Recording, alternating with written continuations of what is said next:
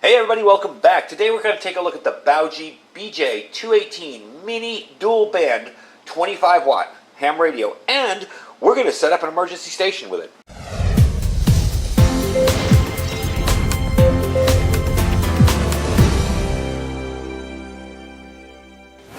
Hey everybody, welcome back. So, I got this radio to replace an older radio that I bought ages ago, and this will tell you how long ago, in a Radio Shack. I literally went into the store, bought it, and carried it out with me. It was the HTX 252. It was just a little 2-meter radio, a little mobile radio that was small. It wasn't as small as that. And I think it was 10 watts, I forget. But I bought it as a backup radio. I'd finally gotten to the point where, you know, our business was doing a little better, and I was doing a lot more ham stuff, and I'm like, you know, if this radio in my car ever went down, I'd be screwed. I wouldn't have a backup radio. So I bought it. I think it was like $109 at the time. It wasn't very expensive. Bought it in a Radio Shack in Monterey, California, as a matter of fact. And it finally gave up the ghost. It finally croaked on me. I took it out to check on it, and something was wrong with it. I don't know what. It probably had been stored for many years. The last time I probably used it was 2000. And that was in the vehicle when I had to send off one of my radios for repair. So this was the logical replacement. I looked long and hard for just a 2-meter small compact radio that I could slap in my car in an emergency if my main radio dies. And I came up with a dual band and a 25 watter. Very, very small little radio, very compact, especially for 25 watts. I mean, that is a tiny little radio, you know. I remember my Lexan that I did a review on years ago was a 10-watt radio, and it was about this size. So definitely a bit of an improvement. Plus now I have 440 in there. I have 70 centimeters. But before we get started, I want to take a second to tell you guys to subscribe. If you like the content, I do preparedness, outdoors, gear, all sorts of stuff like that. If you're interested in that content, click the subscribe button, click a like, and check us out. All right, back to the radio. Now, the VM button on here, okay? Pretty much everything's controlled by the microphone. But your VM button on here will control your frequency and tuning mode, so your VFO or your memory mode. Very, very simple to go through there. I will show you how to program frequencies in this. This has a more traditional programming mode than some of the other Chinese radios out there. There are some that just, you have to put the reverse frequency in first and store the memory and then put the other. It's just too complicated. This one you can actually do without software. It did not come with a cable or software. You can buy them, and it plugs into the RJ45 jack right there. I just figured, since it's an emergency radio, I'm literally going to put our local frequencies into it, and that's it. The repeaters are simplex frequencies, and that's it, really. I'm not going to be going nuts programming it, so I didn't bother with that. Now, you can set upper and lower channel memory locations separately. For example, if you want to make the top of this radio, it has an upper and lower, you know, an A and B. If you want to make A all 2-meter and B all 440, you can do that. It actually has split memories. So the thing is, though, if you program one up top on a 2-meter frequency, on the bottom, if you programmed one as a UHF frequency, totally different. You know, they're two different memory banks. So remember that when you are programming. If you want to separate them, okay, up on top, you have 256 memories. You just split them in half. Half's A, half's B. That's it. Kind of makes it a little easier for me. I will be doing 2-meter on the top and 440 on the bottom. Just a little simpler for me to look at the radio. Now, it does have a nice, loud speaker. That's actually a con later on. I'll explain why that's a con instead of a pro. It's not the radio at all. It's an annoying function that it has, but it's a very loud speaker. You can really hear it over road noise. I had this in my vehicle a couple days ago, just testing it out with a little mag mount antenna. I was really impressed with how well you could hear it over road noise. You know, the thing is with these little radios, sometimes the speakers are an afterthought. This one actually really works well. And it does have a plug for an external speaker if you wanted to put one in there. It's right there with the plastic over it, the rubber grommet over it. So you can put it in there and you can do that. The price on it's really good. For a dual band radio, 25 watts, $68.99. I will put the link down below where you can pick one of these up. I'm really impressed with the price on it. So that's why I decided to do it, and I did get it from Banggood. I figured I'd check it out and see what they had, and you know, that's perfect. It just came right at the right time. My little HTX 252 croaked on me after a good 21 years worth of hanging around, so I can't really complain about that. That was a good $100 spent. So this is even less than $100. You're getting more power, and you're getting a second band. Really a good deal. Now, it does come with a cigarette lighter plug. Now, I know most people, when they see this on ham radio stuff, cringe. Because, no, it's not enough amps. Yes, you're drawing off something that's going to potentially have RF hash and make noise, and you'll get noise on your radio. This radio is for emergency use, so I kind of like the fact that it has that. This isn't going to be a permanent install anywhere. If my main radio dies, I want to be able to toss this in my car, change out the antenna connector under my seat, and be able to use this thing. So I like the fact that it does have that, and I don't have to rewire and directly wire to my battery and all that stuff. It is also handy for power banks, and one of the things we're going to do today when we set up a little emergency station is use our power bank behind here, and you do want to make sure it's a 12-volt regulated plug when you're using it, and some of the power stations aren't, but this one is. So, can't really beat that, and like I said, the price on this is awesome. Those are my pros. My cons. Microphone, kind of flimsy. It works perfectly. Just feels kind of light. I know most of us are used to, your Kenwood, your Icoms, your Yaesu's heavy, decent feeling mics. It just feels light. Maybe that's just me. It works perfectly. There were no issues with it at all. It just felt kind of light. Another con is you can't turn off dual monitoring, okay? You're going to have, like I said, if I put my 2 meters up top and my 440 on the bottom, and don't worry, I'll turn on the radio on so you can see what the display looks like. You can't turn that off. So if you have a busy 440 frequency here and you're trying to talk on 2 meters, it's going to get annoying. My suggestion is program a random, obscure simplex frequency on the bottom or on the top too, and have it so that you're never going to go there, and you can just tune it to that when you're talking on whatever band you're talking on. I kind of like that you can turn off that dual watch on some radios, so that's kind of it's a con, but it's not really a big deal. Now, when you're programming characters, this was another thing I noticed. If you want to do channel names, it only displays 6 characters in the memory channel. Most radios have 7, so that was kind of a disappointment, but not a big deal, because honestly, I use frequencies. I don't put in names. So, for me, I remember it better by frequencies. Another con, the manual. Manual wasn't great. It's not a deal breaker. I figured it out. But, it's not the best for me. I don't like the way they did the flow charts on here, to program it. It just was a little more difficult to figure out. It wasn't bad. It wasn't written poorly. It's just, it was a little more difficult to figure out. Now, the last con, and this is why I said the speaker.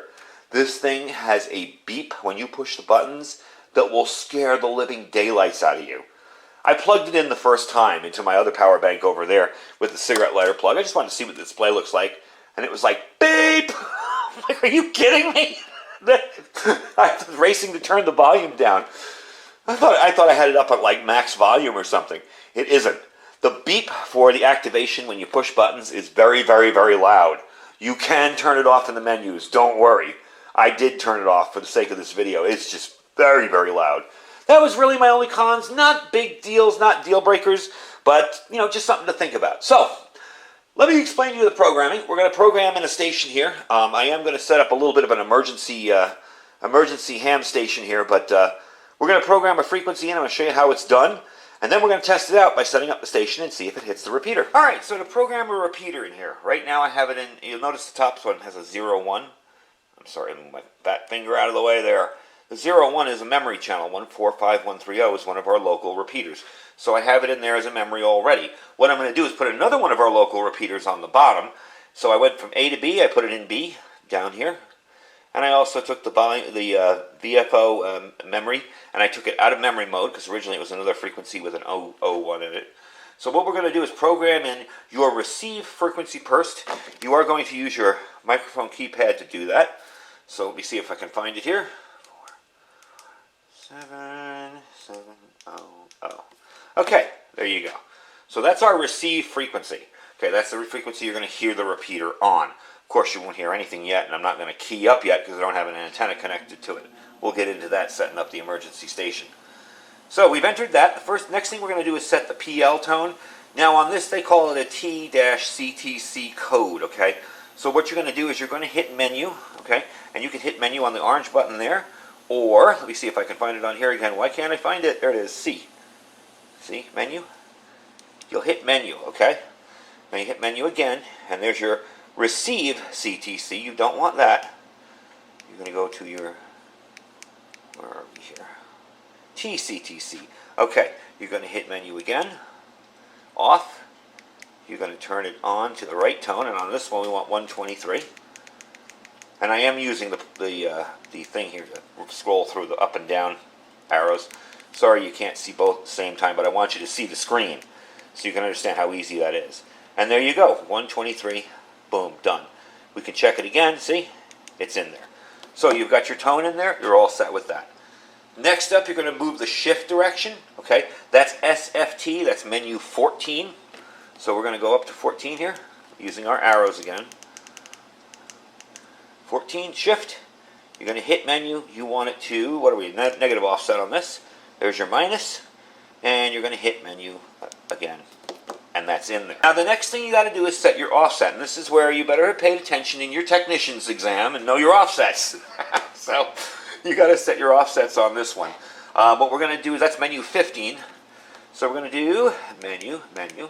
There we're on 14. We're going to go to 15. Offset, okay? Now I'm going to hit menu. And you're going to see it's a 10. That's way too much. We want 5.0500. And there we go. So let's make sure that's right. 0500. That's the offset for 440. So that's telling the radio how much to step off, up or down from the frequency to get to the transmit frequency. Next, you're going to set the power level. That's menu 10. We're in 15 now, so we're going to scroll back. I'm going to put this in high power, of course, because, well, it's 25 watts. There's your high. There you go. So obviously I'm not going to be, going crazy with it. Now, once you're done with this, you're going to hit exit. Again, you hit exit on the thing here. That's D. And there you go. Now, in theory, that should work perfectly, okay? So you've exited out of there. Now you're going to go to the memory, okay? So that's menu number 17. We're going to hit menu again. We're at 10. You want to go to 17. There we go. There. Channel memory. Okay, you'll hit menu. You want it in 1. Entered. And there we go. So, what I should be able to do here, let's make sure I did that right. Yeah. I'm just checking my own work here, folks. Sorry. And we're going to hit exit. Now, I should be able to have that in memory 1. So let's hit this VM button here.